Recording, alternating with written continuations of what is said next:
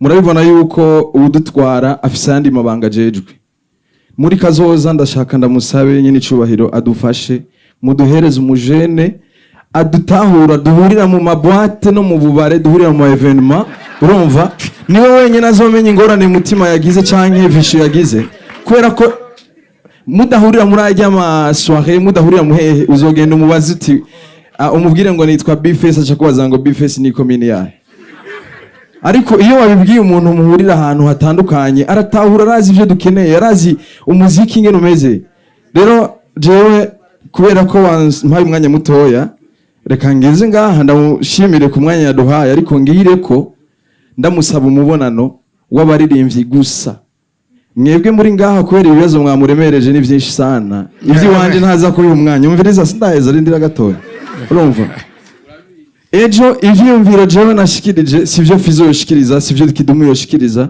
ariko nkamwe duha umwanya muramaze kubona aba president benshi mu bihugu bitandukanye barahakajyo abarimvyi bakicarana kugira ngo duteze imbere ururimi rwacu ejo ni ndirimbo yanje niyavuma muri Jamaica canke muri Brazil bazovuga ati abarimvyi bava mu Burundi. Yes bakunze open mic. My name is Patrick. Then hari umurimvyi yitwa Bface on the floor na Visual Love na Mutima ro comedy bari bahaye bakwe ryo guhura n'umukuru w'igihugu mu byo bari bitsinkerebutsi day. Aramajambo menshi yavuzwe kuri Bface ngo niyagiye yambaye ngo kutariko ngo yagiye ngo yavuze amajambo atariyo. Then twavuze ati reka tumurondere kugira ngo ashobore kwisobanura kuri ivyo bamuvuze ko ama comment.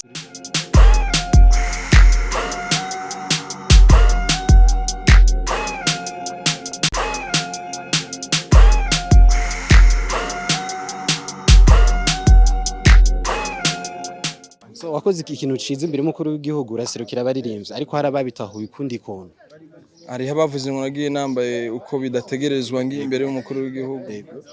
Burya imbere y'uko njayo baba bakwicaritse bakakubwira ati bimeze kuntu jewe bavuze ngo kubisanzwe gukubera iki ngugenda ngo wambaye chapeau amafime kugenda Prezida yama yahuye n'abantu bambaye costume man yama yahuye n'abantu bari serieux yaba yahuye n'ibintu nyene biba biri hasi biri pose ujya munsi navyo nabigiye yarabikeneye nico gituma batubwiye bati mwisanzure mwambare uko mubishaka je mfise ikoti zirenga 5 iyo nayambara nta wari kuyinkura siyo nari kuba ntiye muri ujya mwanya nuko bambwiye ati ngende nk'umu artiste hama kubera ko warabonye bambaye amakaske ko mutabavuze hari abari bambaye amasarubeti ari bambaye n'amajire y'akazi y'aba engineer ko mutavuze so rero imbwi igiwizi so kijya gihe Prezida wenyene yarabiryoherera bitwayaze wiyumviriye gute ariko ku bantu bavyakiriye nabi ndabasabe pardon kubera ko jewe siniyumvira mu kibanza cabo niyumvira nka jewe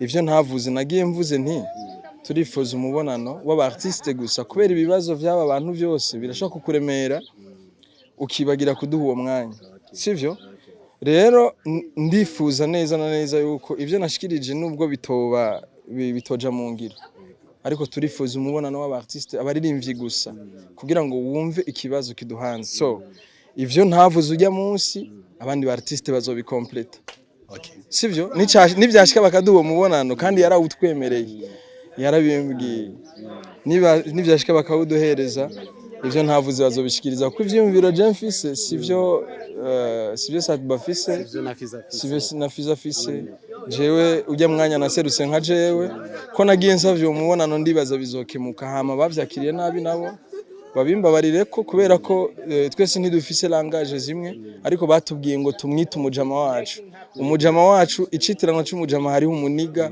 hariho umublaza hariho umugenzi so rero jewe nakoze mugabo kubo ryabaye ikosa kuri bo I'm sorry hama akagahungu bujya drama urumva hama rero je ndavuga nti kwisanzwe hariho n'ikindi bambesheye ko ntogenda navuze ngo navuze ngo bakure ministre ngo bashyireho umujene siko nabivuze navuze nti muri kazoza bazodushirireho umujene atahura umuziki wacu duhurira mu ma evenement duhurira mu ma conference mu ma formation no mu ma boîte kubera agiye muri boîte abagiye mu kazi so rero ababitahuye uko bashaka nta kundi I'm sorry. wiyumvise gute ujya mwanya muri kumwe n'umukuru w'igihugu? Je nimvise neza iyo ni honneur yarangabiye man kandi iyo yaba yakiriye ivyo nashikiriza nabi ntiyari kungabira. Kandi yarakwemeye n'ubukwavu.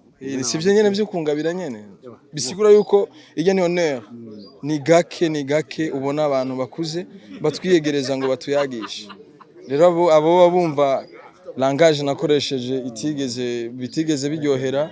I'm sorry for that. Mugabo jewe ndi jewe ejo ni nkuko hazogendana naka n'ivyo yakoze ntimubishime kandi ni nkuko niyo nari guhora bari guca bavuga ati none we wagiye gukora iki? Urumva kutavuze none wasirukiye bandi. So uvuze kikaba ikibazo. Uvuze kiba ikibazo abantu rero nshaka kubaryohera wewe utaramahera na Yesu yaratubambiwe turamwigarama nta bindi birenze. Asante sana.